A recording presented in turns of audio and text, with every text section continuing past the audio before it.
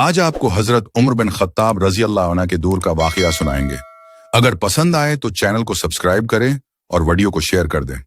ایک بار حضرت عمر بن خطاب رضی اللہ عنہ جب مدینے کی گلیوں میں چل رہے تھے تو انہیں ایک عورت نظر آئی جو انتہائی غمگین حالت میں بیٹھی تھی۔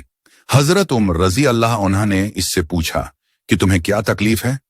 عورت نے کہا، میرے شوہر نے مجھے طلاق دے دی ہے اور اب مجھے زندگی گزارنے کا کوئی ذریعہ نہیں ہے۔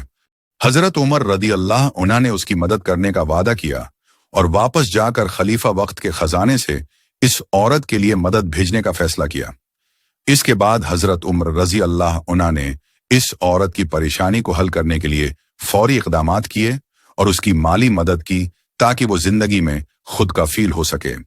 اس واقعے سے ہمیں یہ سبق ملتا ہے کہ اسلام میں ضرورت مندوں کی مدد کرنا اور ان کی پریشانیوں کو دور کرنا بہت بڑی عبادت ہے۔ حضرت عمر رضی اللہ عنہ کی یہ ادا ہمیں انسانیت اور ہمدردی کی اصل حقیقت سکھاتی ہے۔